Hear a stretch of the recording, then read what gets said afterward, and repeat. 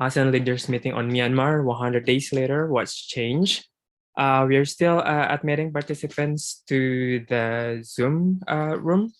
So please kindly wait for another 5 minutes so that we can start later on. Thank you.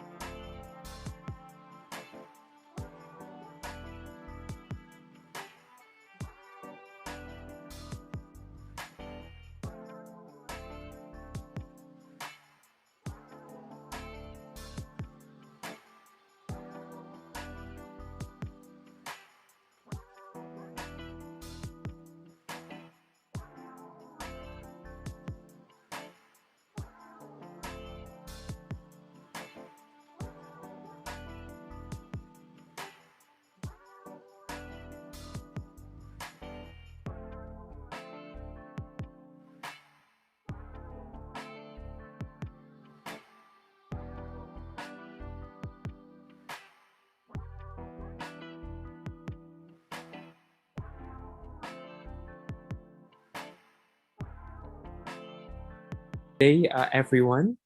Welcome and thank you for joining us today in the webinar ASEAN Leaders Meeting on Myanmar 100 days later, What's Changed? This webinar is organized by Asian Forum for Human Rights and Development, ASEAN Parliamentarian for Human Rights, ASEAN Burma, Progressive Voice, Nephi Alliance, and Initiative for International Dialogue.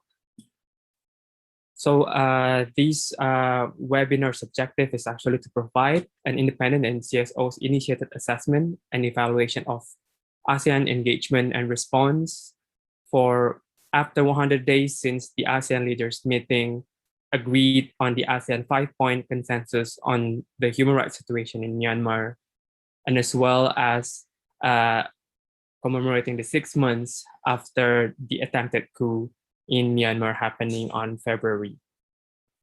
With us today, there are very distinguished speakers that I would like to introduce to you. The first one is Ms. Khin Ohmar, from the founder and chairperson of Progressive Voice. And then we join with us as well, Mr. Aung Myo Min, the Minister of Human Rights from the National Unity Government. And then Mimi Khan from Multi Alliance, and Rachel Arinii Judhistari, East Asia ASEAN Program Officer, a Program Manager of Forum Asia. And my name is Hanung from Forum Asia, and I will be moderating the session for today. But before we begin, there are practicalities that I would like to inform. The first one, this webinar will be live streamed through Forum Asia media outlet. And then with that, we trying to keep it as a safe space for everyone. So feel free to comfortable to share your insights, your questions, but also keep in mind about what we're going to share, and then the words, the wordings, and then the sensitivity of information that you would like to share, because this will be live streamed. And then for participants later who would like to ask questions, you can use the Q&A box that is available in the Zoom. Please mention your name and affiliations, and also state your questions and to whom you would like this question to address to, if the question is not general. Okay. So with that, without further ado, I would like to give the first opportunity to Khin Ohmar to provide her assessments from Progressive Voice on how the ASEAN actually has moved forward with their agenda in the ALM, or perhaps lack thereof, and what happening with the situations on the ground. Myanmar, the floor is yours. Thank you, Hanung. Good morning, good afternoon, good evening to those of you who are joining us today as we are launching our analysis on the role of the AHA Center in the plan to address the crisis in Myanmar. I will be sharing with you, first allow me to share with you very briefly on the current situation, then I'll move into the what we have found and our concern on the role of the AHA Center and our recommendations. May I have the PowerPoint?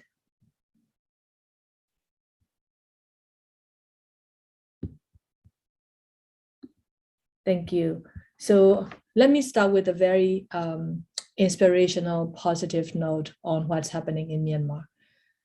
In spite of the brute force, in spite of the ongoing daily attacks from the military junta, the people of Myanmar are continuing, they are keeping up with their determination and aspiration for the return of democracy. And they are carrying on with daily protest, peaceful protest across the country, even though you don't see the massive number of people on the street like before. The people are coming up with their own creative tactics and ways to keep showing their dissent and defiance against this military junta. So you will see these demonstrations, peaceful demonstrations, continue to be largely led by the young generation. But because of the continuing ongoing internet cut and also the attacks on the media, you don't really see much of these stories reaching out to the international media screen at this point. May I have the first slide, please? So now we're turning to have to the 6 month since the coup, the attempted coup by the military. And you will also notice that after 6 months passed, very little concrete action has been carried out by the international community, particularly the UN Security Council, to address these unfolding human rights, humanitarian crisis, and lately, the COVID-19 third wave. If you really look at the number, every day I speak on different events, and many of us do, and it's really heartbreaking for us to see that the number of people who've been killed is not stopping. At this point, 946 people have been killed, 7,033 people been arrested, 5,478 still remain in detention. And there are reported cases of severe torture, including the sexual violence against the women and LGBTIQ person in detention. And the next thing that military junta is also doing is they are weaponizing the COVID-19 for their political gain. So far, more than 306,000 confirmed cases, and more than 10,000 deaths as of August 3 yesterday. And the test positivity rates have consistently stayed well over 30%, suggesting that testing remains significantly limited and the number of infections is likely to be far higher as testing has collapsed since the coup. There were very good plans in place by the previous government led by Aung San Suu Kyi when it comes to COVID. Many things were in place in preparation, and including the purchase of the vaccines. But all of these attempts and all of these efforts have been destroyed by the military. Can I have the next PowerPoint, please?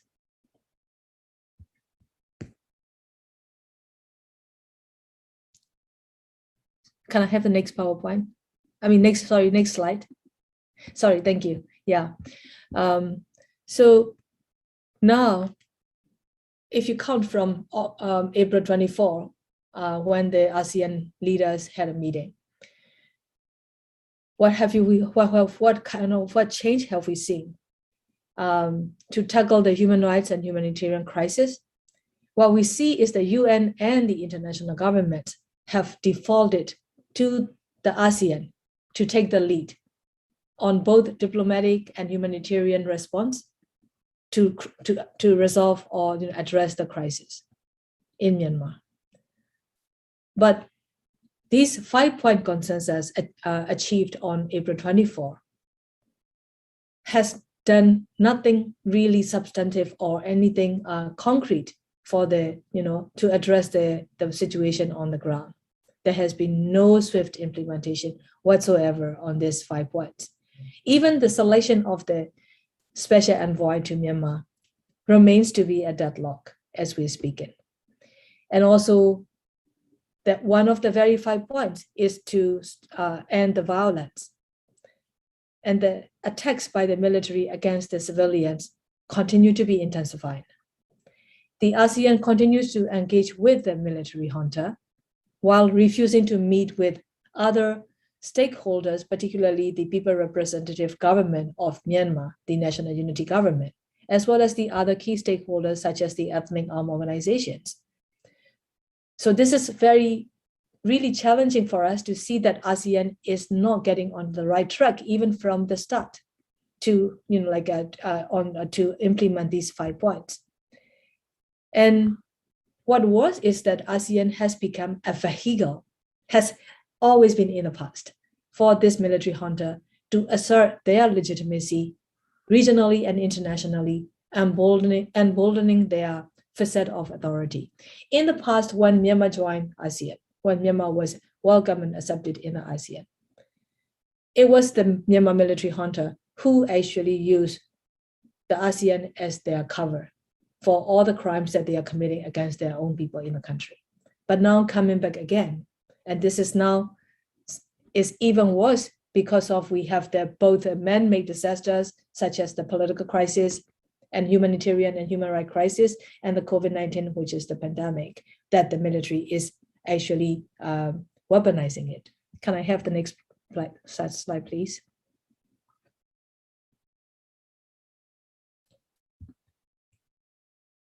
I'm sorry, 1 second, please.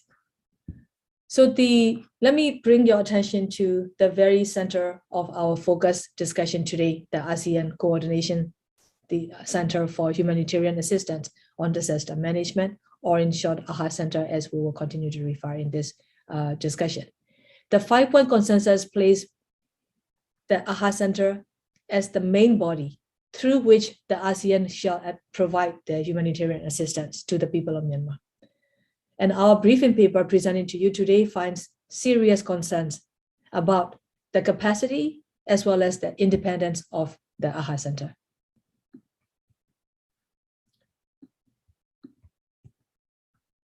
I'm sorry, let me just keep going to the next. I don't know why I'm having a hard time with my PowerPoint here. Okay, sorry.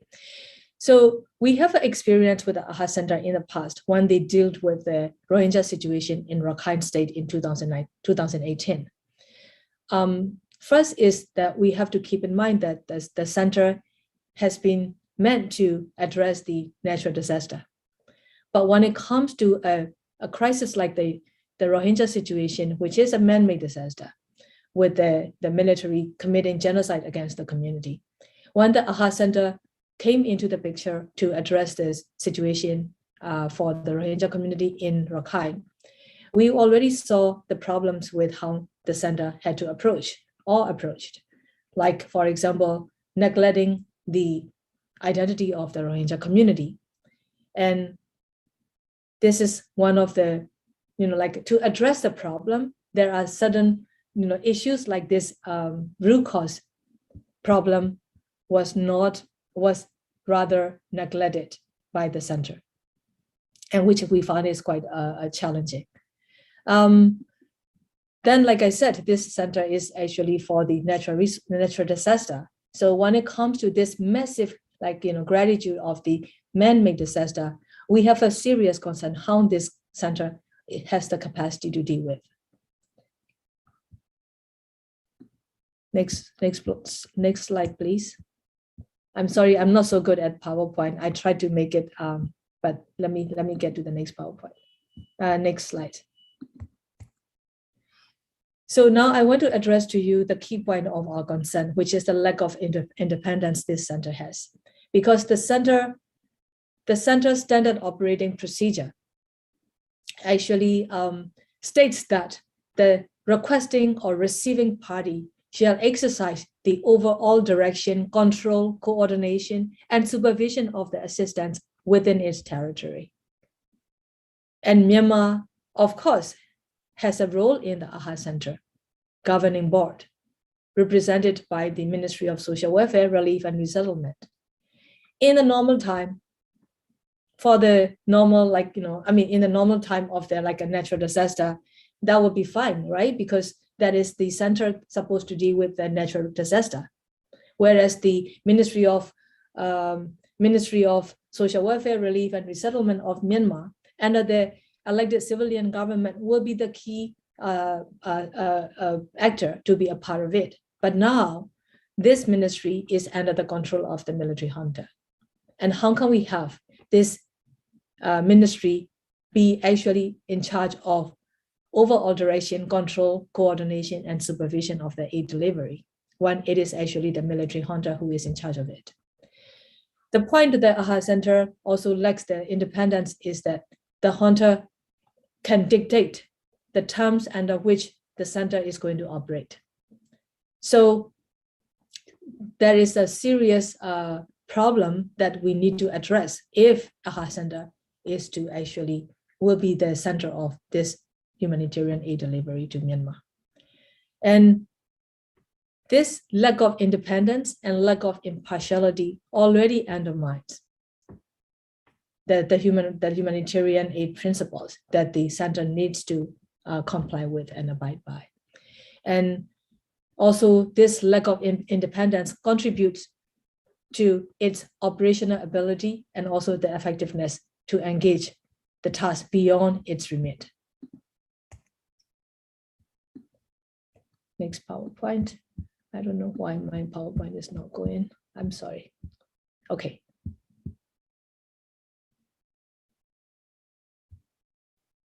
Sorry. I don't know. My apology for this.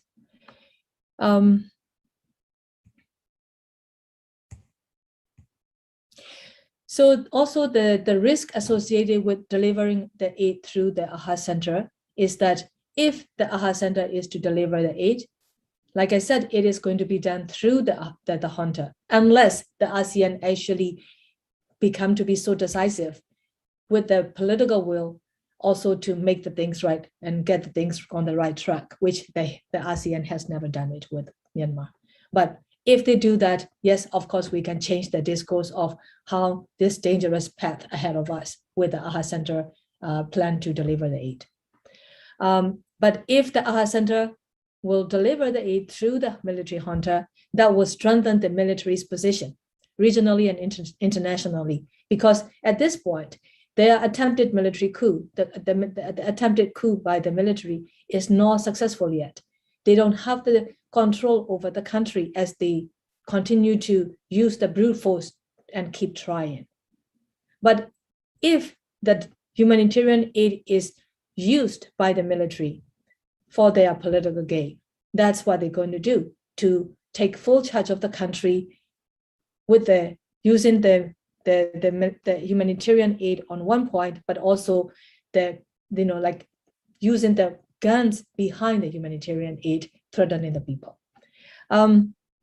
So everything, these millions of people of Myanmar, for the last 6 months that they have sacrificed and they have given up their life and the life of their loved ones and the community at risk, trying to topple this military for democracy to return, will all be at waste. It's going to be such an insult to the people of Myanmar if the AHA Center works with the military only and give the military dictate the agenda of the humanitarian aid delivery. And I think, this military, if the military is to actually take control, we know how they're going to do things that they have done all the time. And they will actually control, and also, the vulnerable people who are already at the risk will have an even higher risk, because of the military is the one who will be the one behind this AHA Center. So this is going to be very challenging to allow the military. And in addition to that, this military has a long track record of misappropriating the international aid throughout the past decades. So there is a very likely chance of the military taking control and actually stockpiling the aid or the COVID-19 supplies for themselves, which is in fact is already been reported locally that they are doing that already. Next slide.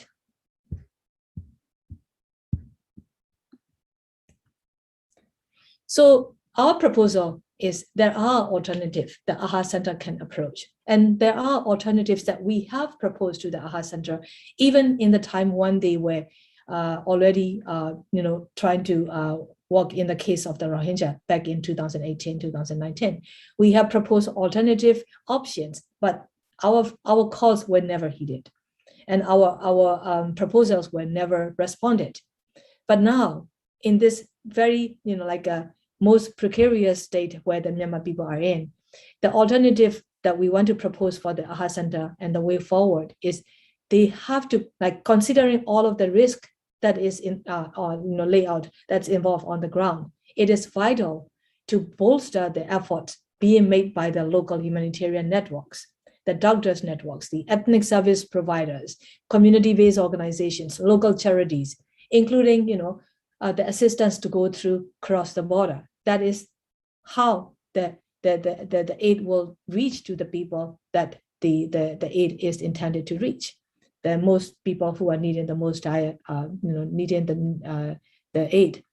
The alternative solution of provision of aid and support through the local community-based organizations and ethnic service providers have the several key advantages, including localization of the aid, and also having these local expertise and agencies and legitimacy. And also it is going to be more efficient and effective way. The ASEAN and in the international community, they really need to support the COVID-19 task force recently set up jointly by the ethnic health organizations and the National Unity Government. And this is the task force that the ASEAN AHA Center must work with and engage through the National Unity Government. And my last points, I won't take much time anymore, but just the key recommendations that you will see in our paper, but I will just point out a couple of them. To the ASEAN, our recommendation to the ASEAN is the ASEAN must recognize and engage with the National Unity Government, which is the legitimate people representative government of our country. And also with the ethnic organizations who are also the legitimate local government for the ethnic communities. And they have to, the ASEAN must disengage from working relationship with the junta in this provision of the humanitarian assistance. And they have to ensure that the aid will not allow them, the military, to continue to weaponize the, to actually to use for their political gain and in their ongoing nationwide terror campaign against the people.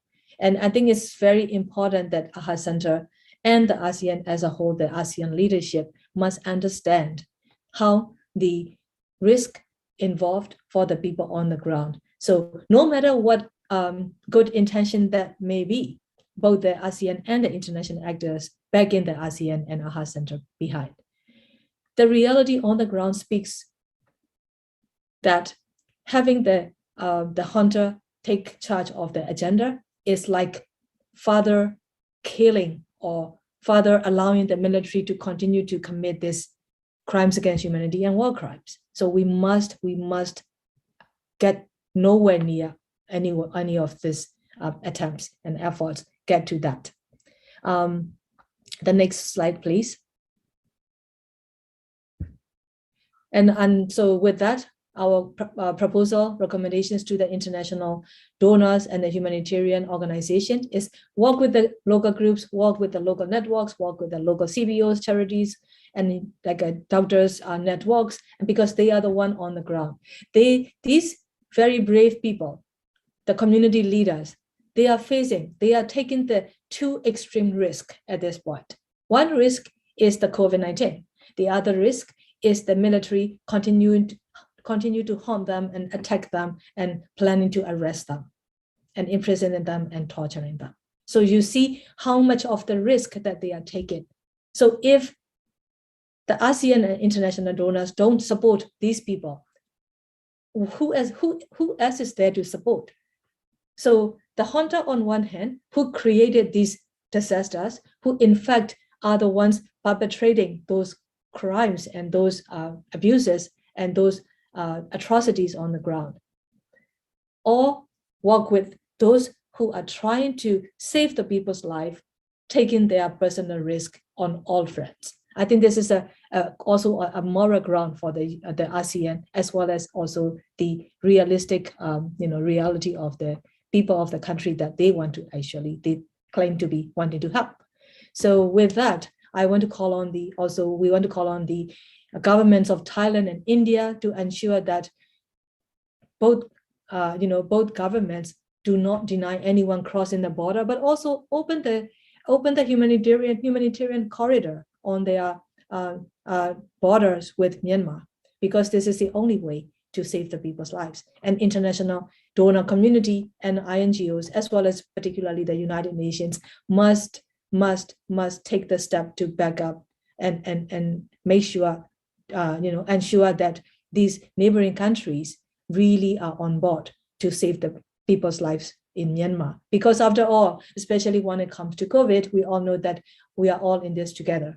So addressing the crisis in Myanmar is also because all of these crises in Myanmar will not be confined within the Myanmar border boundaries. It will be, always has been in the past. Myanmar's problems, spillover effects to the region are going to be, come to the point of no stopping if the ASEAN doesn't come to be decisive and make the decision and take the right steps. With that, I will end my presentation. Thank you so much for your attention. And again, my apology with this hiccups with the PowerPoint. Thank you. Thanks, Hanung. Back to you. Thank you very much, Ohmar, for providing us with very comprehensive analysis and findings on how actually there's no swift response from ASEAN to implement the consensus, and how the COVID-19 have actually been weaponized by the junta to gain legitimacy and utilizing ASEAN for their cover to do this as well. And also, there are very important recommendations as well to look beyond AHA Center when we're discussing about humanitarian assistance to the people on the ground, and the importance to engage with the local organizations and the COVID-19 task force to ensure that the delivery of humanitarian assistance can be done correctly and without the interventions of the military junta. And then with this, I would like to also inform that the briefing paper that Ohmar mentioned, Great Expectation, Analysis of the ASEAN Coordinating Center for Humanitarian Assistance on Disaster Management, produced by Progressive Voice and Burm Asia, are available online. And then our communication team here will drop the link together with the statement that will accompany with the brief. So if you would like to see the more comprehensive analysis, please feel free to click the link and then download it later for your food for thoughts. Thank you very much, Ohmar, for the presentations. And without further ado, I would like to move to our next very distinguished speaker as well, Mr. Aung Myo Min from the National Unity Government, who's going to give us his assessment on how the ASEAN have been moving so far related to addressing the situations in Myanmar. Myo Min, the floor is yours. Thank you so much. Thank you for inviting me and also creating always a good opportunities for me to meet all our friends and other colleagues, because even though I'm in the position of Ministry of Human Rights, my background is CSOs and the activists in both at the national and regional. So I always good to meet with you and also learning from your voices and your input. So thank you particularly for Ohmar, my previous speakers, who gave a very good updated situations and very good and strong, clear recommendation regarding ASEAN. So as you know that, as Ohmar mentioned, the people of Myanmar are facing 3 C's national crisis today: coup, COVID, and also climate change. So we are confronting a failed military coup, third COVID-19 wave, and natural disaster engineering by climate change. So in the face of these challenges, the people of Myanmar and the National Unity Government has repeatedly called on ASEAN and the international community for rapid and expanded humanitarian aid intervention. And as the third wave of COVID-19 spread rampantly throughout Myanmar, it is impossible that the next COVID-19 variant could arise out of Myanmar. And this is a major threat to regional and global public health security, a threat that must be immediately addressed by ASEAN and Myanmar neighboring countries. Humanitarian crisis, only with the military junta, who, rather than tackling these issues to the benefit of the people of Myanmar, continue to weaponize COVID-19 and the humanitarian aid for their own political gain. It is vital that humanitarian assistance programs be designed and implemented in the way that ensure that this is not being used to promote or benefit the political and financial interests of the military junta. This is our great concern. We have a long history of the military is using all the humanitarian intervention for their own sake of legitimacy.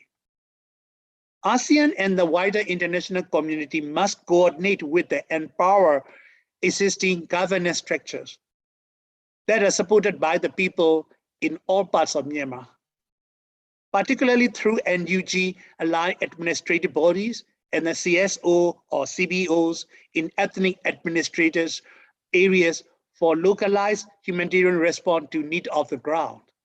Because as Ohmar mentioned, they are the key player. They are taking the great risks for countering COVID-19, and they have a very powerful and influential role with their experience. They've been mobilizing this kind of assistance in their own communities. NUG's people-centered response to humanitarian aid prioritize their immediate need, call for the people by the people of Myanmar. The people-first approach places the people's well-being and the services as our first priority. As we individually work with the Union for all people of Myanmar in accordance with the international WHO and UNICEF, to certain principle in need in a way that does not legitimize the junta, using their communication with the military may be unavoidable in some instances in providing humanitarian aid, or ASEAN, UN, the international partners are strongly urged to avoid communication with the military junta, which were implied or provided it with the legitimacy or recognition. To this end, we strongly urge ASEAN to have regular, meaningful, and inclusive dialogue with all stakeholders as set out in its 5-point consensus. In particular, by holding dialogue with the NUG and the members of the CDM, as well as ethnic armed organizations. It is crucial that resources be provided directly to local actors who can flexible and creatively meet the needs on the ground in a way that does not legitimize or otherwise support the military junta. By resourcing CSOs, CBOs, and ethnic administration,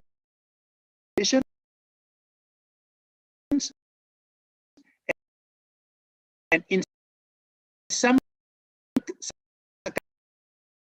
circumstances,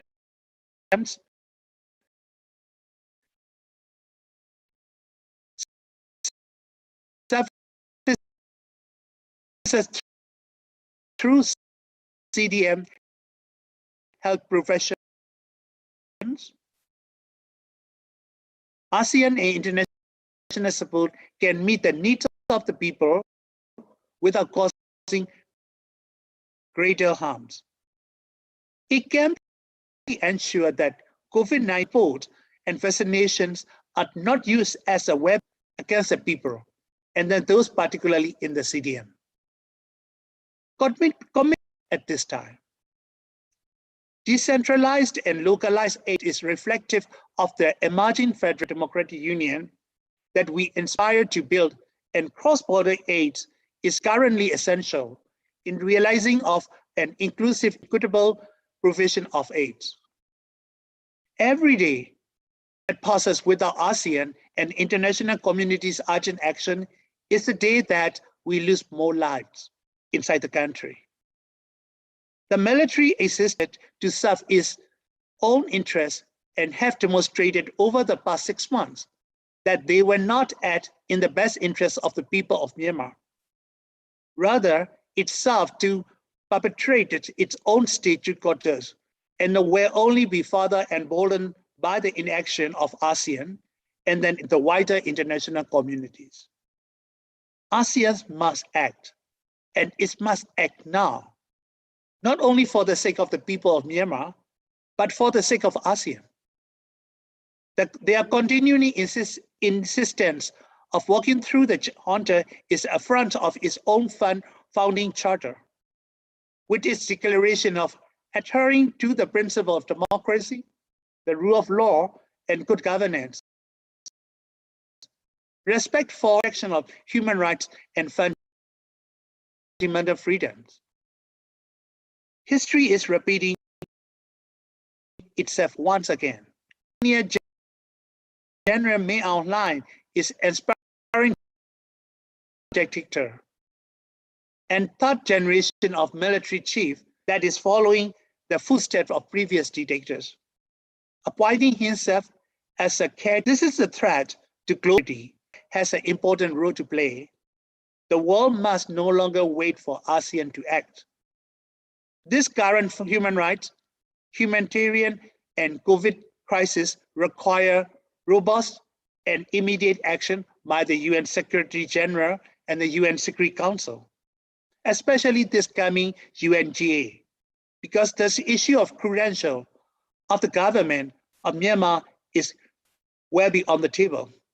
So we all need your support and support of ASEAN to stand for the voices of people, to stand for the desire of the people, and not to support the military junta at the table of the UN, and no longer seat for the military and the dictator at the international forums, at like international forums like the UN. So please support and recognize the NUG and its representative at the UN doing this kind of credential issues. So their immediate action is needed to save life. We need your actions of the civil societies groups to give a strong support and call for your government not to support the military junta, but support the movement of people and also the action of the NUG. We also want to call the ASEAN countries to stand up for the people and then take some kind of immediate actions for prevention, the more dictator range in the country, and to help to counter the crisis of COVID-19 inside the country. Thank you so much. Thank you very much, Myomin, for the powerful speech and also for relentlessly keep calling the inclusion of NUG as the legitimate government of Myanmar, included in any conversation situation on the ground. Before moving to the next speakers, Mimikan, I would like to remind people that if you have a question, please do not hesitate to use the question and answer feature on Zoom. But if you also more comfortable on asking your question directly later, you may use the raise hand feature later when the Q&A sessions will be open after we hearing all of the speakers' presentations. So without further ado, I would like to call our next speakers representing the youth, representing the Milk Tea Alliance, Mimikan, who's joining with us today. Mimi, the floor is yours. Thank you so much. Thank you so much to the Forum Asia and other group organizing this panel for giving me a chance to speak at this panel. And thank you for my former speakers, Mark Andy Khama and Myomin, for giving such comprehensive recommendations and analysis on what the ASEAN has done and moving forward, what needs to be done in relation to the crisis in Myanmar. I personally, I wanted to bring in a perspective of why we always stay relying on ASEAN, especially in terms of the larger international Myanmar, because we have ASEAN has not proven even to its own commitment and even to its own standards. So I'm here want to use my floor to urge international donors and others, urging the other international governments and larger international organizations to look past beyond ASEAN and step up in addition to ASEAN to respond to the crisis in Myanmar. I want to share a brief PowerPoint. It's not a huge, comprehensive PowerPoint, but this is some of the main points that I have compiled in terms of the ASEAN's 5-point consensus.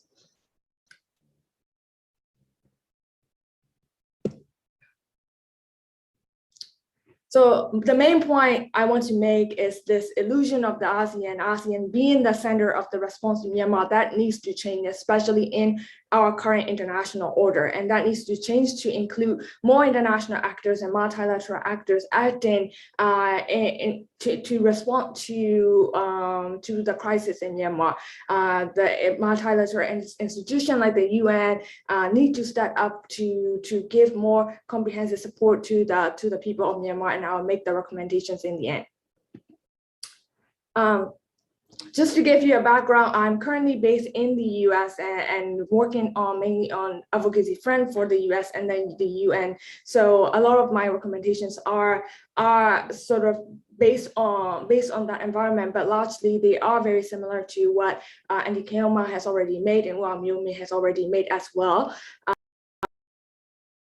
In terms of the 5-point consensus, as here who are attending this call as panelists, a lot of us know that this consensus has come from a summit that has received and welcomed criticism even before the summit has happened. And the fact that the coup leader, Aoláin, was invited to this meeting while the true representative of the people of Burma, the representative from the National Unity Government, was not invited to this meeting, was an undermining of the struggle of the people of Burma. And since from that very beginning, this response, the 5-point consensus of the ASEAN, is flawed. And so it's not a surprising factor that 100 days later, we are seeing that they're not even meeting its own commitment. Now ASEAN has fallen short. After the 5-point consensus was made, also that the consensus was criticized for the fact that it was a very weak response. So the critical points were missed out in terms of calling for the release of the political prisoner, and also the fact that it brought up a point of constructive dialogue, why undermining and not inviting the ministers and the NUG ministers and representatives that are the true representatives of the people of Burma question the intention of why put in the constructive dialogue.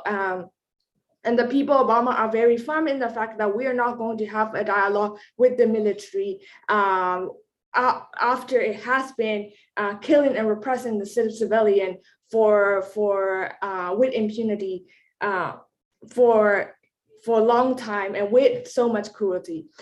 So 100 days later, as we have seen, the consensus has fallen short of its own commitment, even not meeting the low bar it has set, not even worth the paper it has written. So currently there is no special has been named, even in the latest news. The issue of naming the special envoy is still currently debated, and the humanitarian assistance plan is also not yet materialized. And as Ohmar has also said before, there are also challenges with humanitarian assistance passing through the AHA Center if the recommendations are not taken into account. And as we have seen, the violence by the Myanmar military has also continued throughout this 100 days after the 5-point consensus. And you see that the ASEAN's response had no teeth in it and has no effect whatsoever on the Myanmar military and its actions. So just to give you a brief of idea, I put these two graphs together from AAPP from the day of the meeting on April 24 and then on August 3rd. Between these two, this is just simple math. Over almost 200 more has been killed during this 100 days. Over 2,600 more has been arrested. Over 2,000 are currently in jail. And more than 800 warrants were issued during this time. And the military is continuing to act with impunity, killing more, arresting thousands more, and even now that the COVID-19 crisis is suffering, these numbers are not even taken into account of the deaths from the COVID COVID-19 pandemic, which would have been prevented if the coup hadn't happened. So my new slide is on the COVID. You have seen Myanmar military has restricted critical resources that civilians need to fight COVID-19. Civilians who are sick with COVID-19 hospital, they have denied people from access, and not only have they denied access to ASEAN, even dispersed open fire into the crowd who are waiting for oxygen. So this is the kind of cruelty that you are seeing in the country. And the official numbers report hundreds of deaths per day, but the charities, the funeral charities that are currently working on the ground and local charity groups respond that they are seeing thousands of bodies in cemeteries in Yangon alone. So you're seeing so many deaths around you. And personally, even in my own family, we have seen relatives die. My mom was in critical condition with COVID just last week. So you're seeing everybody you know in this circle having this COVID, having infected with COVID, going through COVID, fighting through critical condition, and even passing away from COVID.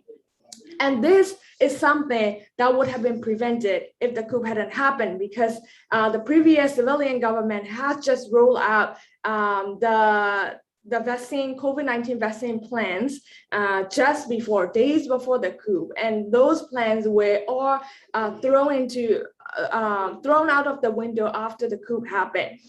So thousands of deaths that are currently happening in the country are not just because of the pandemic, but it is the added effect of the military using the pandemic as a weapon to gain political control and power. And the worst thing is that not only are they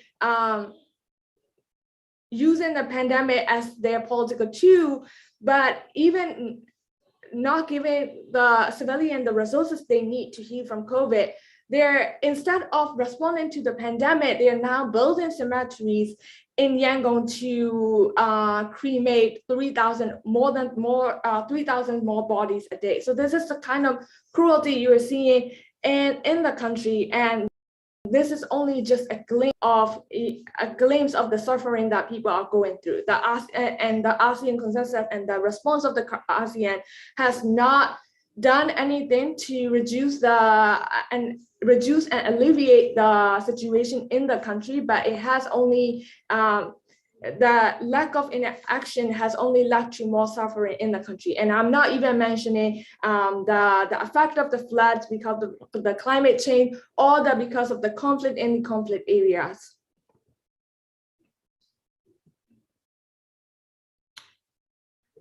So I wanted to bring up why not ASEAN, the fact of that ASEAN as an institution is full of members that don't have a good track record on human rights in the first place. So we have seen recently the crackdown of the protests in Thailand as the more protests that came out in Thailand in response to the prime minister. We have seen in drug wars in Philippines, killing hundreds of activists and rights defenders under the Judhistari regime. And there's political repression in Singapore through criminal laws and other regulations oppressing freedom of expression. In Cambodia, there are attacks and political persecution under Hun Sen's regime. There's even in Malaysia, there are attacks on media freedom and free speech since the new administrations in March 2020. So this whole institution is it used to be called the dictator clubs. Is the term that you would use. This is the institution that is filled with member states they themselves don't have a good human rights record. So why rely on ASEAN to respond on Myanmar? So what I want to make is that the fact that this is a quote that I took from a writer's article in August 1. The United Nations, United States, and China, among others, have identified ASEAN as the spearhead, as the center of the diplomatic efforts to restore stability in Myanmar. And I think this tactic and this action is wrong to do so, because ASEAN in the first place is not don't have the incentive to respond to Myanmar with stronger measures. So instead of using ASEAN as the avenue for international multilateral actors to avoid accountability to enact stronger measures, it's about time international actors step forward and enact measures that are stronger themselves. So other member states, we're urging the recognition of the national unity government is the real key to trip the balance over to the opposition side and reduce the power of the military. And this will include to keep Ambassador Moton as the permanent representative of Myanmar at the credential challenge in September. And there needs to be more comprehensive session, especially to the Ministry of Oil and Gas that is bankrolling Myanmar military to enable more repression to civilians. The stopping of armed flows to the military junta is very important. And humanitarian assistance, as my former colleagues have already mentioned, is much needed right now, especially because of the coup and other flagging that are currently happening on the ground. There's more assistance is needed to civil society and independent media for to assist the people who are fighting on the ground, and more measures to take Myanmar military accountable for its atrocity that it has committed thus far. And those are the things that not just ASEAN, the larger international community needs to take vote by the multilaterally. So these are recommendations that I want to make, and I will end my. Thank you very much, Mimi, for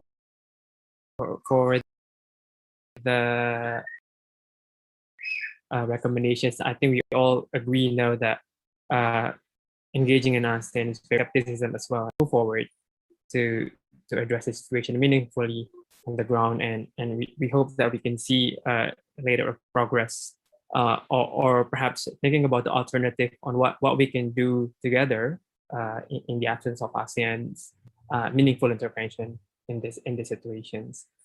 And thank you very much. And then last but not least, I would like to give the floor to Rachel from Forum Asia to provide the Forum Asia's analysis on the performance of ASEAN relative to the ASEAN leaders' meetings commitment in the situations. Rachel, the floor is yours. Thank you. Thank you so much, Hanung, for the opportunity. Share my screen.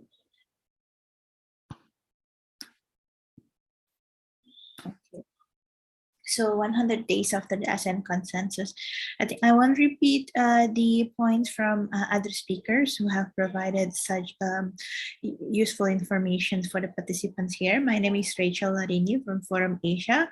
And as Mimi said, actually the ASEAN 5-point consensus is the lowest denominations that we can achieve in the regions, because there are questions on the process and engagement of the junta. We also need to be remind ourselves on the absence of civil society requests in the 5-point consensus, which includes the embargo and targeted sanctions to the military businesses. Going through one by one with this 5-point consensus, actually, when we talk about ASEAN modus operandi, we are always, being reminded of the non-interference principles. But actually, when we are looking at the ASEAN Charter, which is the legal instruments of ASEAN, one of the key principles of ASEAN, which is point I and J, is also upholding human rights and fundamental freedoms, as well as democracy. So we cannot cherry picking one principles over the other. When we are wanting to exercise the full extent of the ASEAN Charter, protection of human rights, democracy, and fundamental freedoms need to be taken into account as well. Going back to the 5-point consensus, the 5-point has been agreed by ASEAN member states and the military junta. And looking at the progress, it's very minimal or no progress at all until today. even worse, we see how the situation are deteriorating. On point one, for immediate cessations, until now, more than 1,100 civilians has been killed. And as Ohmar mentioned, the use of rape and SGBV against women human rights defenders and ethnic women are still being utilized as a war tactics. We also see how the third wave of COVID, coupled with the climate change and natural disaster, reflects on the increased number of displaced persons, and also how difficult it is for humanitarian aid to reach them. And because of the weaponizations of COVID-19, the World Bank revised its 2021 projections, predicting 18% contractions in Burma economy. And due to the pandemic-driven border closures, community price increased up to 70%, while the junta continued to engage in illicit economic activity and shop for military equipment. So rather than progress, we actually see the worsening situations of this point one of the point ASEAN 5-point consensus. And then going to point number 2 on constructive dialogue, as the other speakers has mentioned, there is no indications from ASEAN to have a formal and open dialogue with other stakeholders like CRPH and UG. Even when the Secretary General of ASEAN and Brunei's Second Minister of Foreign Affairs visited Naypyidaw, they only speak with the military junta. We also witnessed how the Myanmar representative create reluctancy to discuss about the Myanmar crisis in the recent ASEAN Intergovernmental Commissions on Human Rights meeting on mid-July, which should not be the precedent. So when we talk about constructive dialogue, the progress is leading towards directions that we all don't want to see. And there are point 3 and point 5 who's speaking about the special envoy, has been shared earlier by other speakers. There's no significant progress, even in the current ASEAN foreign ministers meeting. It still failed to achieve consensus, despite of pressures from Indonesia, Malaysia, and Singapore. There are some issues that Forum Asia monitored. First of all, the transparency of the selections process. We are actually questioning on the pathways towards selections of the envoy. Since the beginning of the ASEAN leaders meeting, we are recommending the ASEAN member states to always keep the selections process open. We also question the need to negotiate with the junta because it can be perceived as providing legitimacy to them as member of state.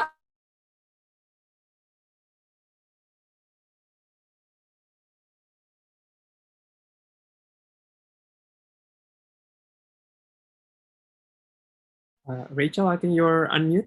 Yes, give me 1 second because of my son's school from home.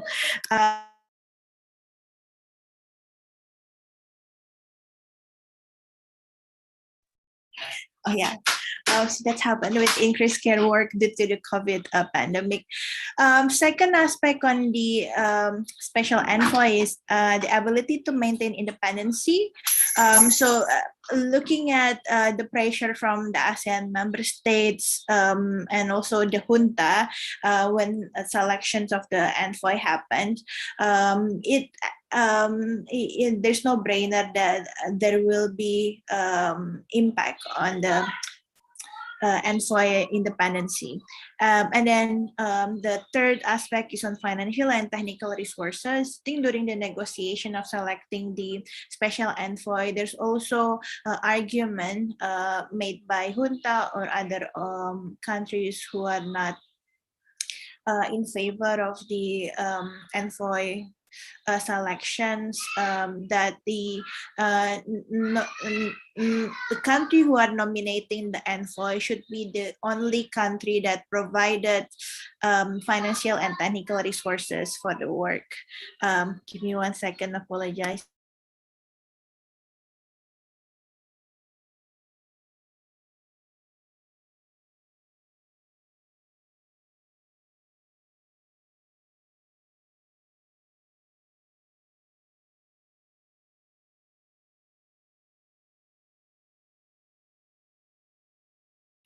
And then also there is question on the scope of mandates within the TOR, because if there is no protections mandates as the task of the special envoy, it will be very difficult for them to operate.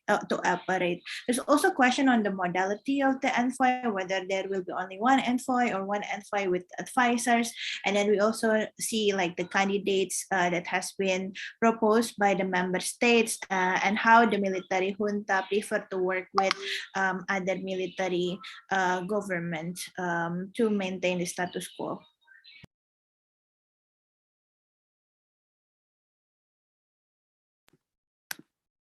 In alignment with that, on point 5 about humanitarian assistance, I won't go much because Ohmar has been presented more on her presentations.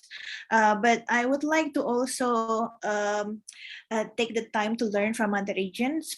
So, you know, in Western Africa, we also witness how the coup in Mali is happening during the COVID period.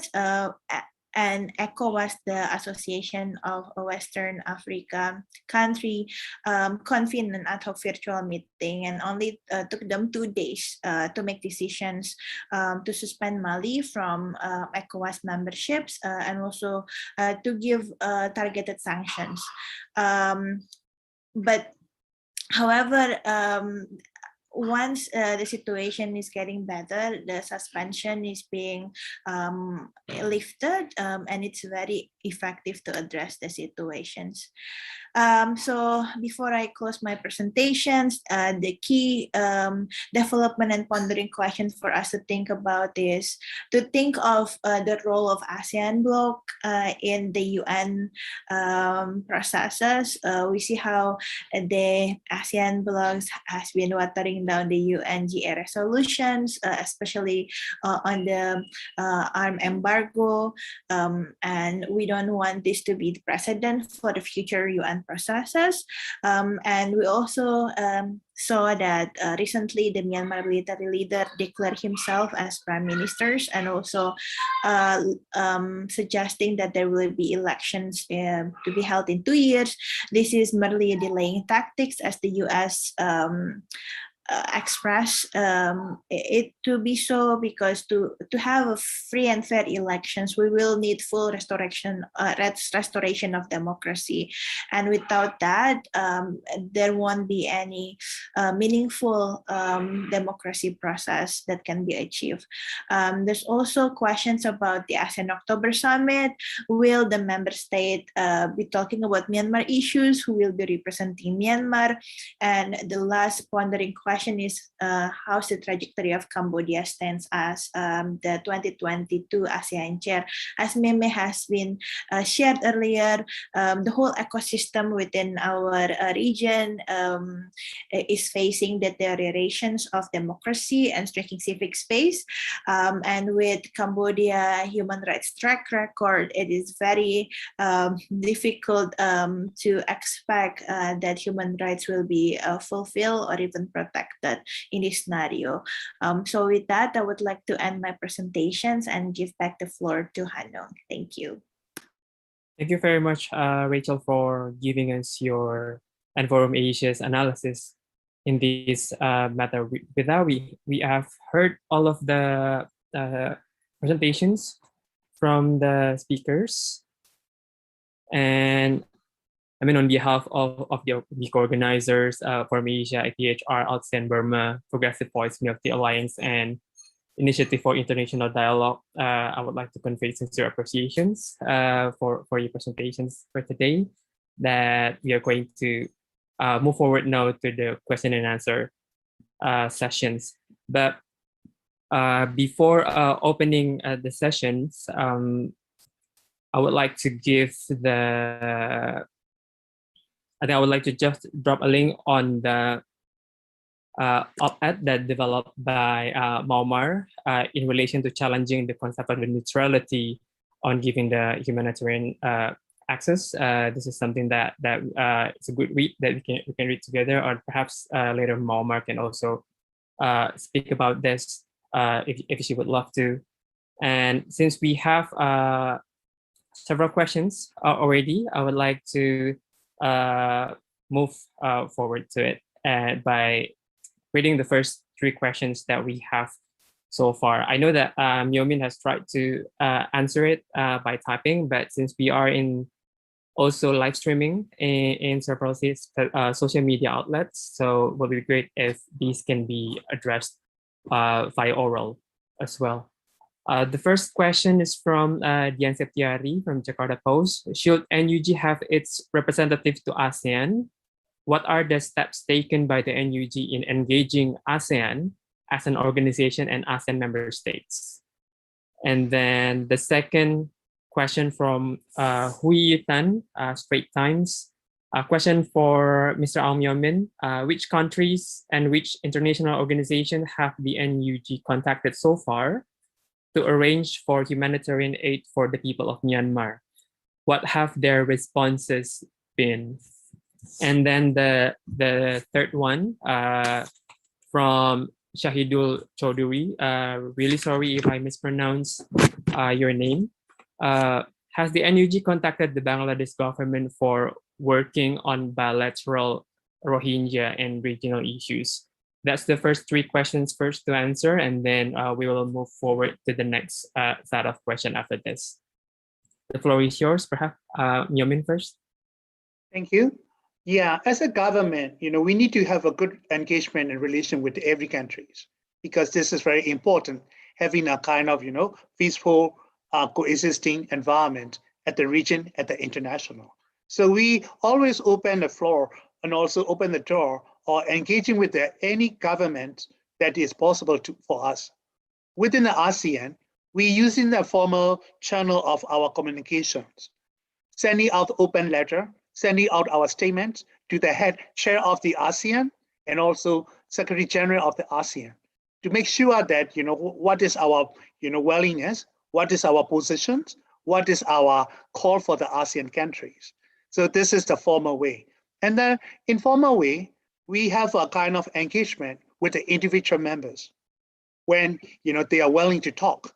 But the ASEAN has a different, political, stance for the issue of Myanmar, and also some countries even don't want to raise the issue. So they're very hesitant to talk with the NUG. But, we have some good members among the ASEAN who are very willing and interested to work for the democracy in the country. For example, Indonesia, Malaysia, Singapore, they are, Myanmar than before.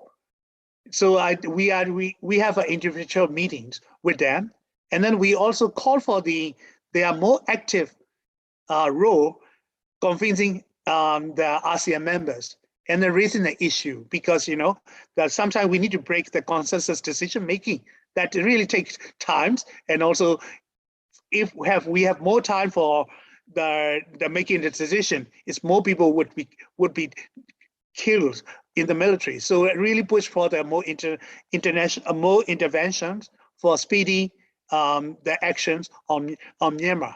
So we have that kind of individual meetings. So instead of ASEAN plus, we say in the ASEAN minus with the people countries, who are more active on taking more speedy and concrete action on Myanmar. So we have individual meetings. And also we also using, we send out our letters, NUG would represent and, drive the ASEAN summit as a government. So this is a kind of, the engaging as a government, as an ASEAN summit. So this is the way we are engaging. And also for the human rights commissions, so far the Myanmar representative is stayed there, representing the member of the AICHA representative in all ministries, all the meetings of the AICHA. So we are, and the representative is blocking any move of the other Human Rights Commission members. So we need to, we call to vacant the seat of the representative sent by the military junta, but replaced with the NUG. So we are using that kind of very different approaches to support, and also having a more speedy intervention, because I think the military is using time-bound strategies, using the weakness of ASEAN consensus decision-making long process. So we really work with the countries, the like-minded countries among the ASEANs. So like mentioned that we also, having a different engagement with the different countries. So as you mentioned that, as you can see that Western countries like US, EU, Australia, not Australia, Canada, and some countries are very, very active and already taking some actions. The individual level, bilateral actions. So like selected sessions, sanction on Myanmar military, and also their associated companies, and some kind of, inviting NUG representative at the UN Security Council, something like that. And also some countries have a private meeting with us, how they should take a floor at the UN Human Rights Council and UNGA. So this is the way we are, engaging with the collective action of the countries at the UN, and also individual or bilateral action by individual governments.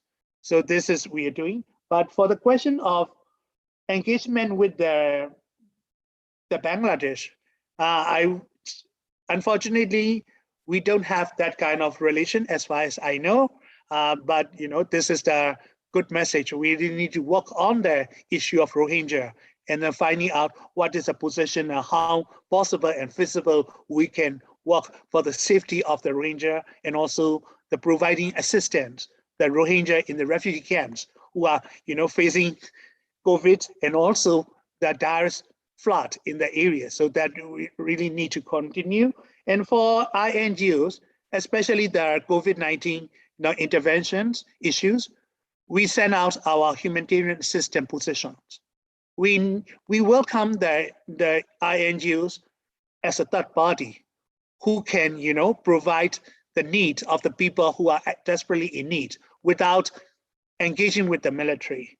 So so far our message is hard and our message is respected. So, but we need to work for monitoring system. We have a third party, but also we need to do the fourth party who can monitor if anything is, it did not happen as the way it should be. So we are continue the INGOs who are providing assistance directly inside the country, especially the COVID. Thank you.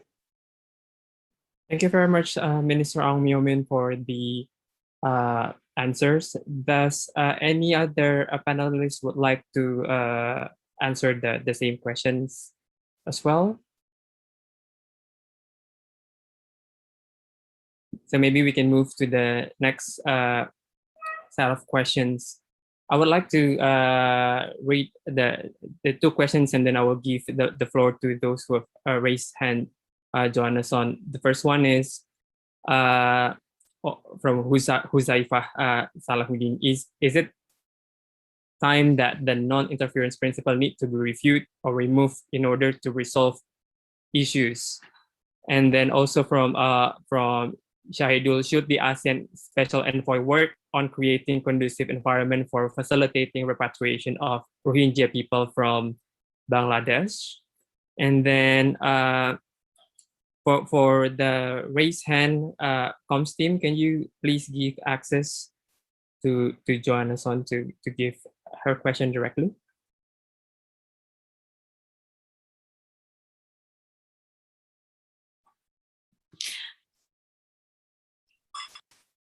Hanung?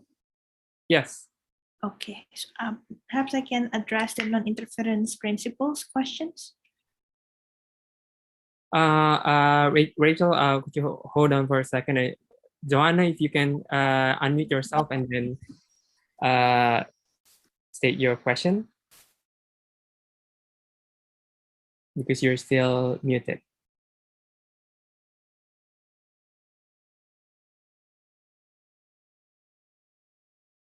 Okay, maybe Rachel can answer the question first, since you've stated your intention. Okay, sure. Sorry about that, Johanna, but when you are able to unmute your microphone, feel free to also add the questions. On the non-interference principle,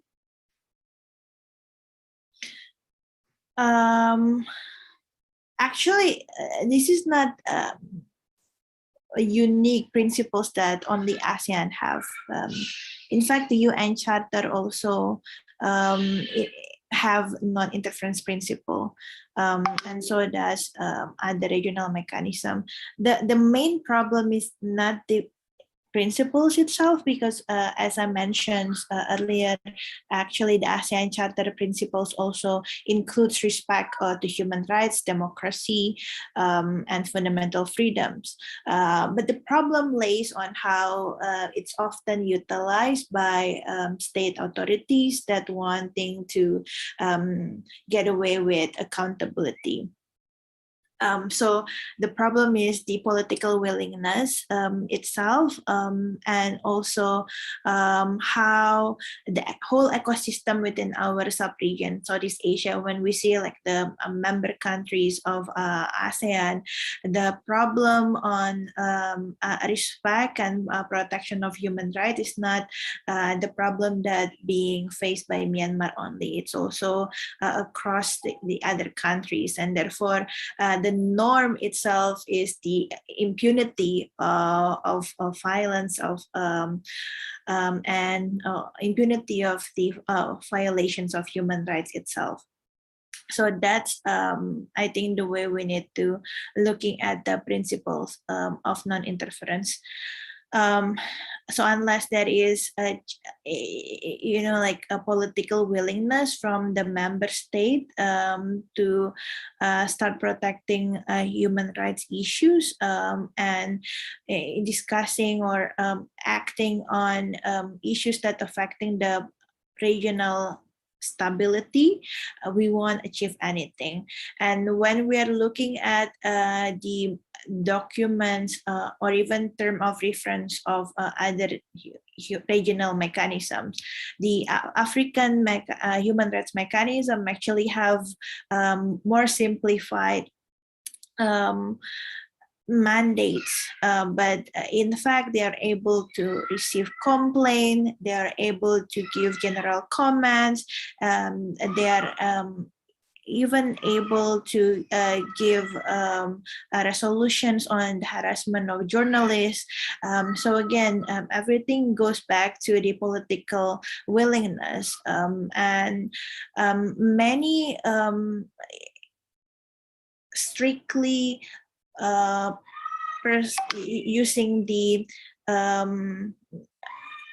inputs with many using the articles in ASEAN Charter just to encourage the pathways that they want to have. So it's also become a challenge for civil society organizations to advocate for rights. And before I close my points, actually, when we talk about non-interference, ASEAN government themselves has been betraying the non-interference principles by having like economic partnerships and talking about tariffs and tax through the RCEP, the Regional Cooperation on Economic Partnerships. So when they are only cherry picking on utilizing that principles to avoid doing actions on key human rights violations in our region, that's what's the key challenge that we all face and need to look for answer. Thank you. Thank you very much, Rachel. Ohmar, Mimikan, would you like to address the question as well on the non-interference, and should this ASEAN Special Envoy work on creating conducive environment for facilitating repatriations of Rohingya people from Bangladesh? Sure, I will just a quick point on the non-interference. As Rachel also said, it's very obvious that the ASEAN interferes when it comes in favor of their interest, like the economy.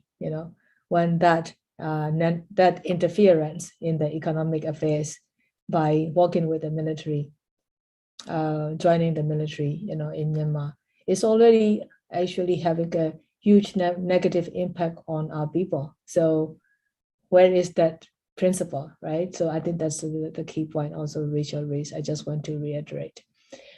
The other point is on the Rohingya repatriation, or the return for them to return home in Rakhine State. As long as this military is in power, which is very clear from their self-announcement of caretaker government, already telling us that they don't have a plan soon to leave.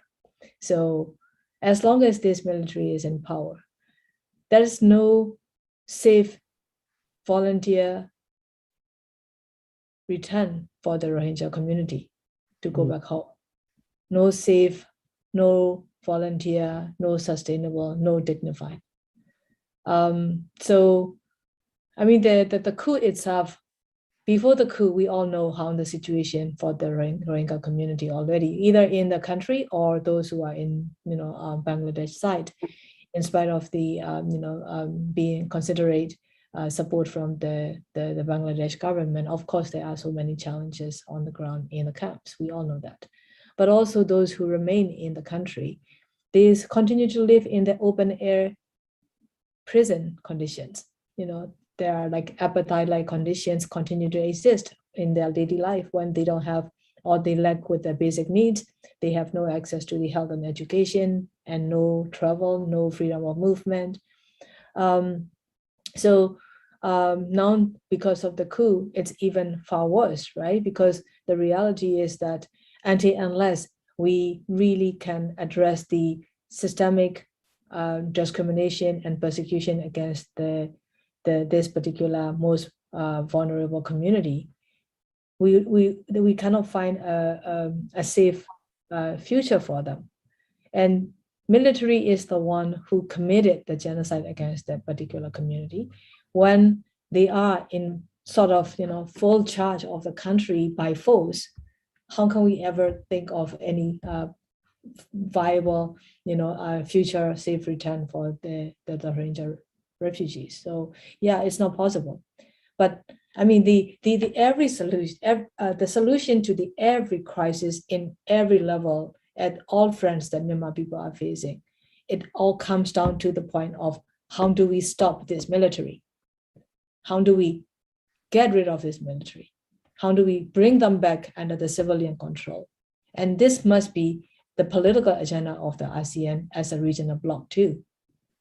So I think that's where, I mean, like I see the next question from Anonymous, saying that you want to know what the Myanmar people really want from ASEAN, or what we want the ASEAN to do, is we want the ASEAN to do the right thing as they have set out in their own policy and mission statement as the regional bloc, So, but right now, everything that they're doing since that they accepted Myanmar when it comes to Myanmar affairs are further entrenching the impunity of this military, protecting the military at the international fora, including in the United Nations.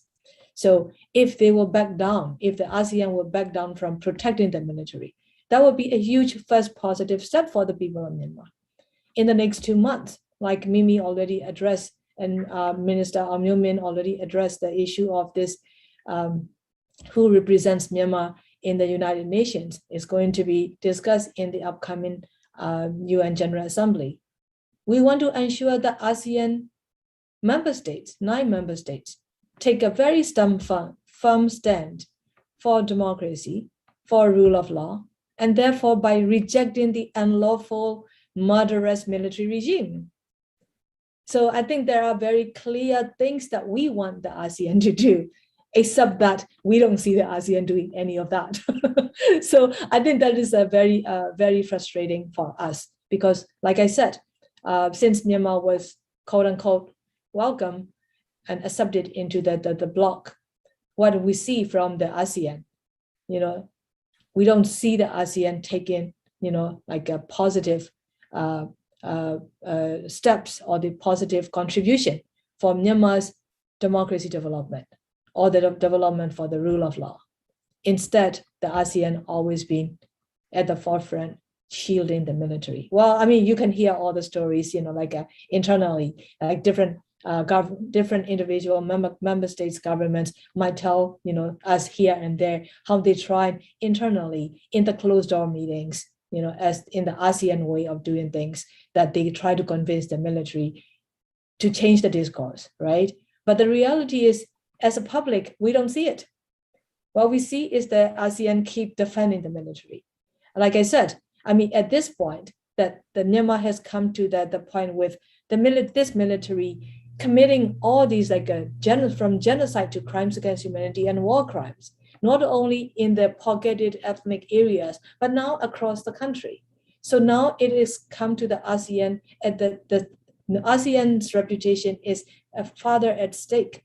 Are they going to help the Myanmar people save their life and actually return to democracy? Or are they going to take side with this military so that they become partner in crimes and complicit of these crimes against humanity and war crimes that military is committing? So I think this is actually the question back to the ASEAN from the people of Myanmar, I would say. Thank you. Thank you. Thank you so much. Mimi, I saw that you unmute your microphone. Would you like to answer as well? Yes, I think both Rachel and Auntie Kilma both answered the question, both of the questions really well. Just wanted to emphasize that in sort of just in international law and international order in general, a lot of the principles written are referred to as principle most of the time, but when it really comes to responding to crisis, a lot of it relies on political will, like the Rachel has mentioned as well, and that it not just in ASEAN's non-interference principle that is the same is true with the UN Chapter 7 intervention and all that.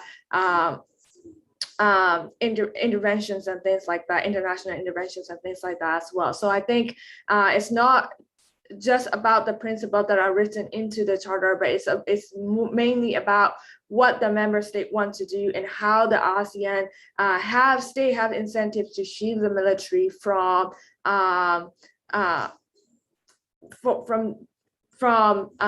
stronger international measures. So ASEAN is kind of, Mark Ohmar has already mentioned this, they are not helping the people of Burma, they are blocking and being sort of the middle person who's saying that, oh, we will do it, like we will respond to stronger measure, you all don't respond to it, and buying other international actors from acting on Burma's crisis, but when they themselves are shielding the Myanmar's military, and so they are blocking other international actors by saying they will do something, but they are not actually doing anything. But their whole role is to protect the military and shield the military from stronger international response, and that is something that like anybody with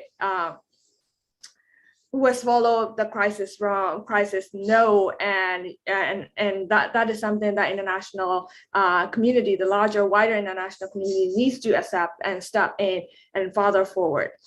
In terms of the Rohingya repatriation, Mark Ohmar has already mentioned this, is as long as the military is in power, this issue, no matter how much the ASEAN might say, ASEAN somehow transform overnight, become an entity that will force the Myanmar military to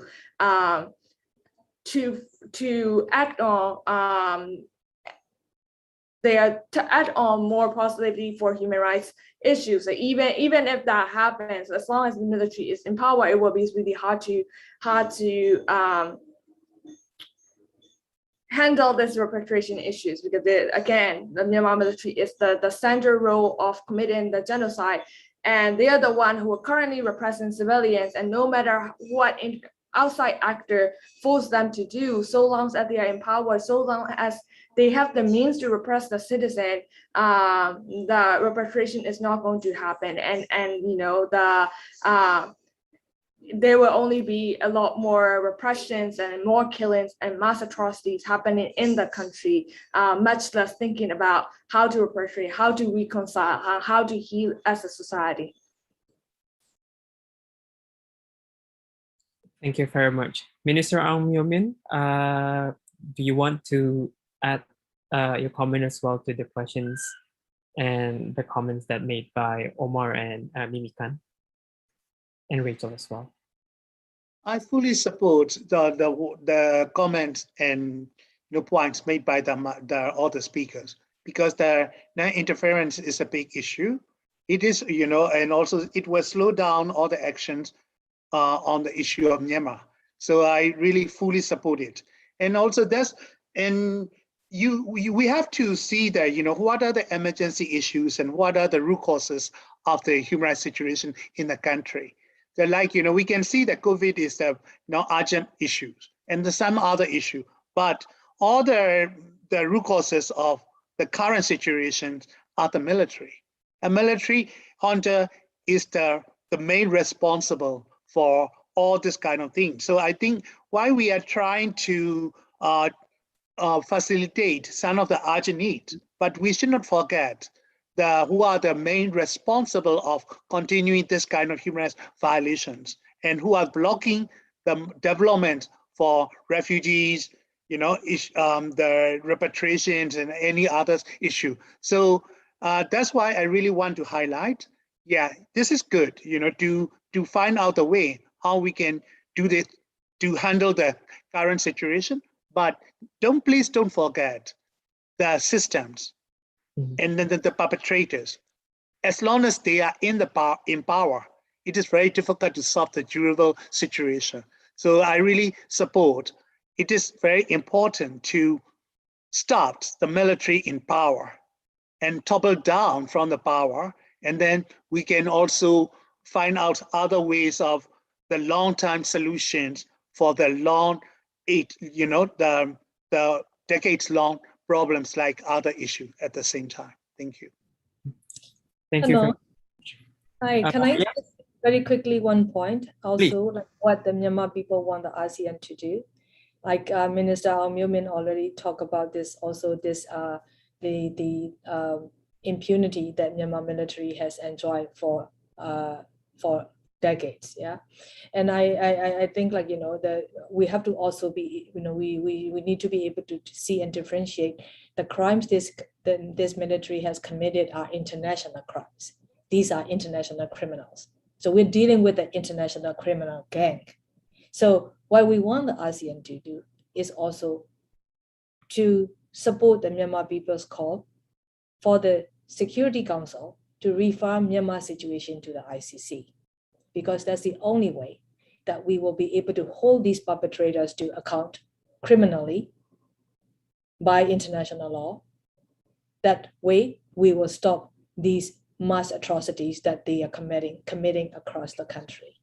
And this is the only way for Myanmar people to be able to come to have their future, in peace. So as a first step towards.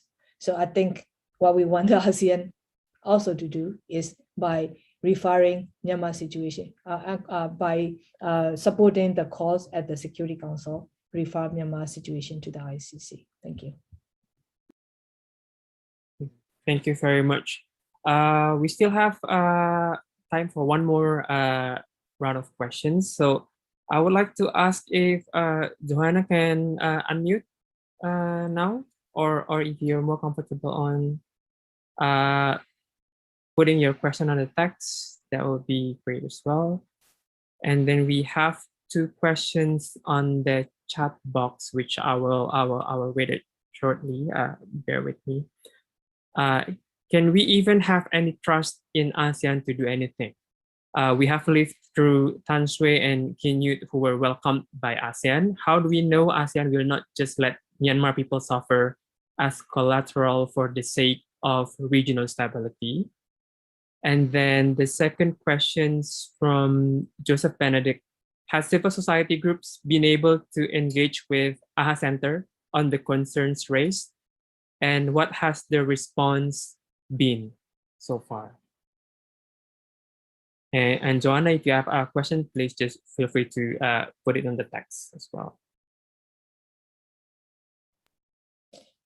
Do you want me to take one question on the AHA Center? Yes, yes. Sure. So basically, there are civil society from Myanmar who have reached out to AHA Center directly or through the Indonesian missions with the different proposals, options, how they can be effective on the ground. But what we have learned, that of course in relation to the Rohingya crisis situation, but what we have learned is that AHA Center is very worried about how the Naypyidaw will respond to that. So they didn't have this opening the door for the civil society to engage with them, which again is the very key point that we raised, because during the time when they were trying to have the missions on the ground for the Rohingya community, they always been accompanied by the military, they've been accompanied by the government side, where the people are not able to have this conducive atmosphere, safe atmosphere to be able to share of their problems and concerns from the ground. And just to give you one example, one of the options that we offer is why not actually engage with the Rohingya refugees on the Bangladesh side? Why not engage with the Rohingya community activists and community leaders and activists, who are in different parts of the country, outside the country, who are available at any time to engage with the AHA Center and offer, not only their knowledge and experience and expertise and wisdoms, but also, really help the AHA Center to get connected to the ground. There are many ways that they can be, they can be acting out of the box. But again, you see, this is the very point that we are raising in our briefing paper today, is the independence of the AHA Center. They lack the independence because of this, having the Myanmar a part of the center governing board, and especially now is under the direct and full control of the military. There is no way for the center to be able to have this inclusive engagement with the different stakeholders, which they should, right? So as long as they continue to have that lack of independence, their missions will never be achieved. They will never be effective on the ground. And I think for us is our doors are always open. We said it in the private meetings, we said it in the public space, like in this press conference. And this is not the first time we've been saying it. So I think it really is for the AHA Center to really take the steps. But then, if you think of it, how can they do it when they have the military junta representatives in the governing board? So I think that's a key challenge. Yeah. Okay. Thank you very much. Rachel, I think this is something that Forum Asia can answer as well on the engagement of with AHA Center so far. If you have insights, please feel free to do so. Yeah, I think Ohmar has a comprehensively response on that. Thanks for the question, Joseph. I think since the Rohingya crisis, we also been requesting engagement with the AHA Center, but there is a lot of limitations of what the centers can communicate or even engage with CSOs due to the setup of the body itself, and questions on independence and how member states assert their powers and influence on the way the AHA Center operates. So the challenges remain until now, but I also do believe that some of the ethnic organizations and also humanitarian organizations and international non-governmental organizations that provided humanitarian aid has been trying their best to engage with the AHA Center. And also providing capacity building, because when we are looking at the mandate of AHA Center, it is solely for addressing natural disaster which is very different situations that we are currently face in Myanmar. The weaponizations of COVID-19 and the attempted coup is something that far beyond natural disaster framework. So there's also questions on capacity and capability of AHA Center in delivering the task. And on the questions about will this be a collateral damage for the political stability?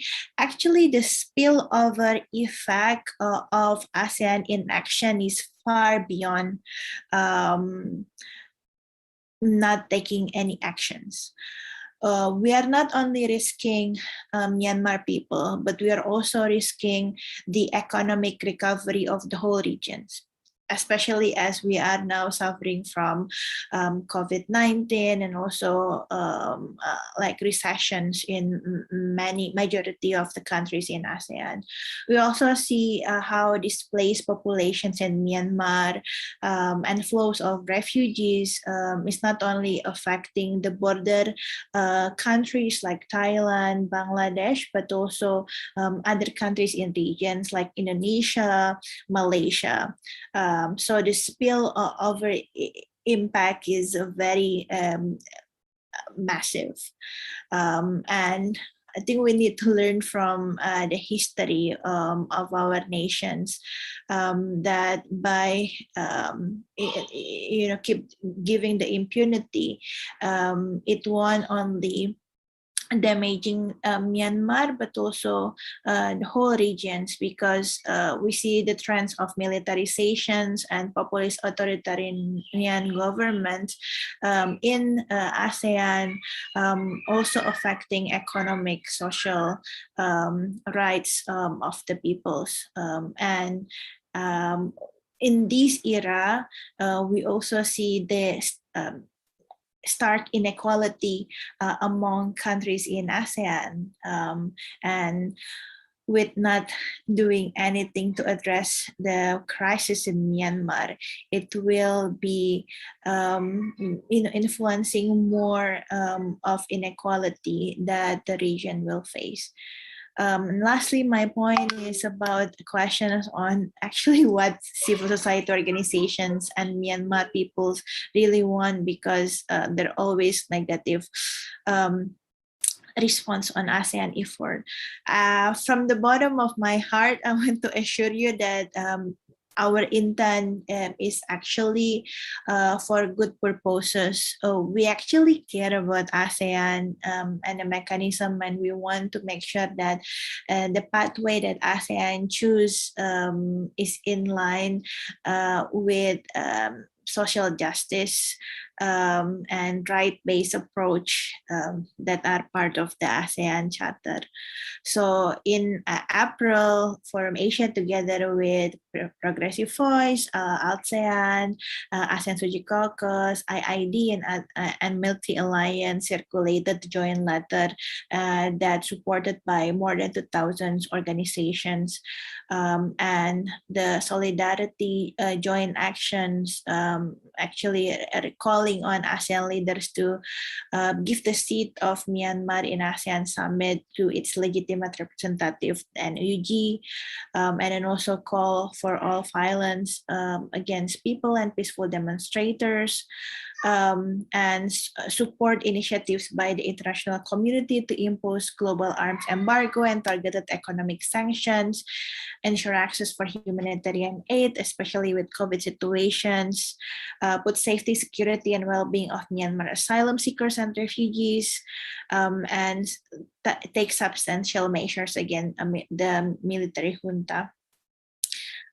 So these are actually things that we have been putting forward to the ASEAN member states, and civil society organizations are really keen to meaningfully engage in the process. Therefore, during the ASEAN leaders meeting, like some of the civil society organizations are also monitoring, but also doing some solidarity actions in front of the ASEAN Secretariat. yet.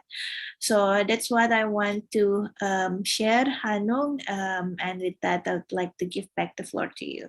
Thank you. Thank you very much, Rachel and Ohmar.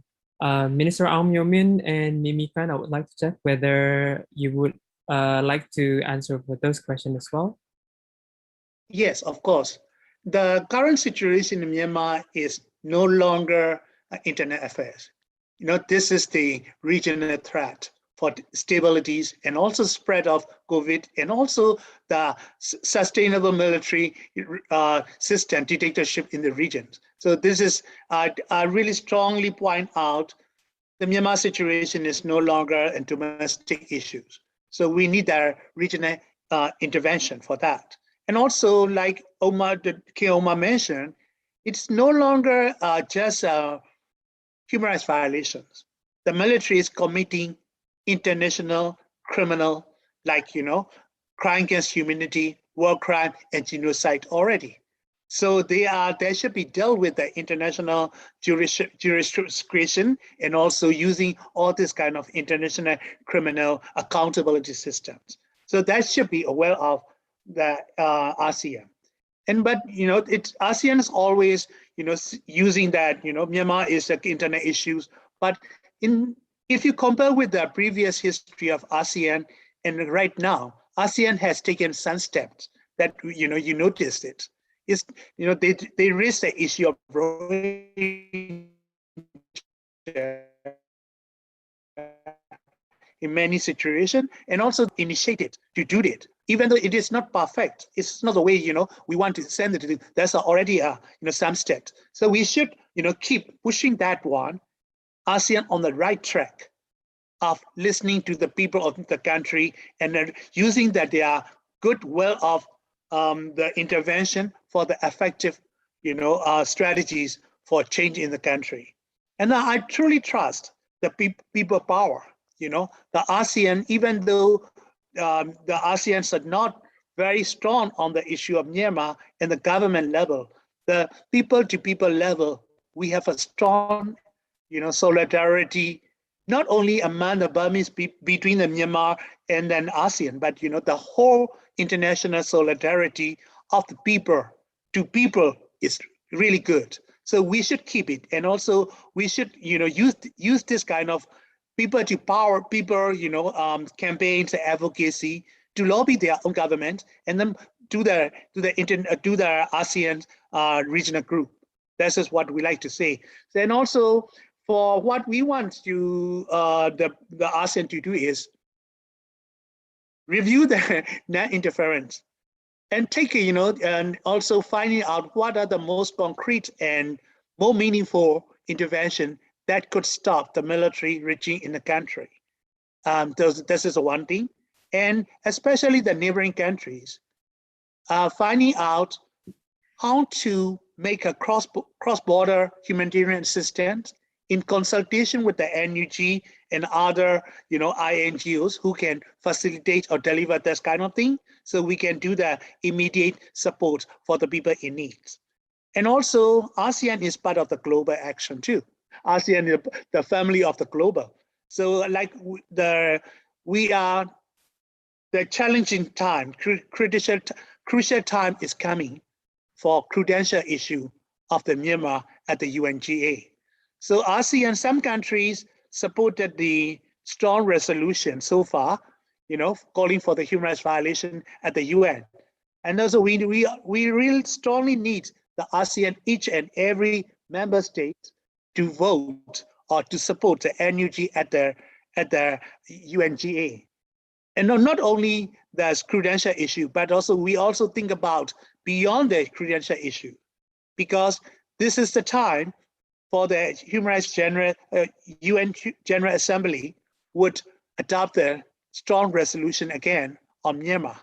So that kind of discussion, the kind of debate, and the kind of support for the stronger UNGA resolution is coming. So ASEAN, each and every countries of the member of the ASEAN should take a leading role to have a strong worded resolution followed by the action. And also instead of abstraining, support, make sure that you are voted for the truth and also accountability and then human rights and democracy in the country as a member state responsible of the ASEAN towards Myanmar. Thank you. Thank you very much.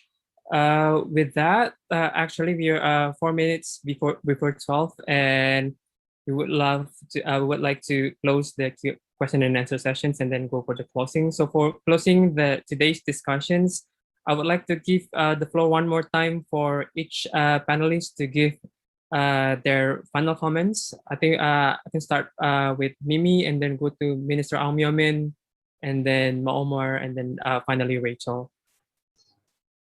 Thank you. I think all the speakers on this panel has brought a lot of recommendations of what ASEAN can do and how ASEAN need to listen to the people of Myanmar to choose the right path to respond to Myanmar, the crisis in Myanmar. And as a final remark, I want to stress the importance of the credential challenge that is currently coming up in September, as Minister Aung Myo Min has already mentioned, and this is a really critical time, and the UNGA and the Credential Challenge Committee needs to recommend to accept the delegation proposed by the National Unity Government and moving forward to recognize the National Unity Government as well as a legitimate government of Myanmar, because without that, the power balance will stay be in favor of the military, and you are giving a will of the international legitimacy to the military, and that needs to stop. And with that, to emphasize the key to recognize the NUG government, and also to keep the delegation of the Ambassador Ujjal Moto in the UN, in the UNGA, and then pass the floor to other speakers. Thank you very much. Minister Aung Myo Min? Actually, I make my concluding remarks already, but I really want to strongly saying that we need action, and action with enforcement. This is something it's always has been. We have a statement without action, but action is not enforced. So we need sustainable actions.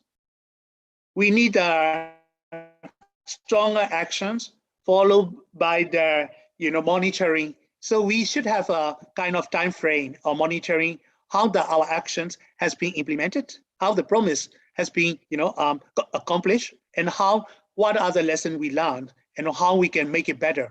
So this kind of consultation is very useful, and we can also engage with the people and also learning from the other voices, and then we can reinforce their ongoing advocacy work. Like the people inside here can also take two levels of advocacy. One is with their own individual government, like the local groups can engage with their individual government in the national level. We also need that kind of thing. Sometimes it is very difficult to meet them at the regional forums. So that using your local actions for the regional call for Myanmar in their capitals. And second one is the using all kinds of solidarity among the CSOs and then the CBOs in Asia, ASEAN, make a stronger voices and targeting who are the responsible of the ASEAN, so like a chair, also the general secretary and good officers of the ASEAN, so we can do two levels of action at the same time, and that can be coordinated and collaborative. Thank you. Thank you very much. Ohmar? Thank you, Hanung. So I just would like to say that, at this point, before it comes to the point of way too late that things cannot be reversed, which is not in interest of anybody at all, which is definitely not in interest of the ASEAN. So ASEAN really need to realize that they are dealing with this military who has no remorse whatsoever for committing such crimes against people of Myanmar. They will do whatever they have to at the cost of the people, and in order to stay in power. I think that I think that's, we don't need to preach the ASEAN. I'm sure they know already, even in their own dealing of the past 100 days with this military. But what ASEAN needs to come to the point of making the decision before things are way too late is that they, as a regional bloc, have pledged, and in their own pledge in the charter, have the responsibility to protect the people of Myanmar.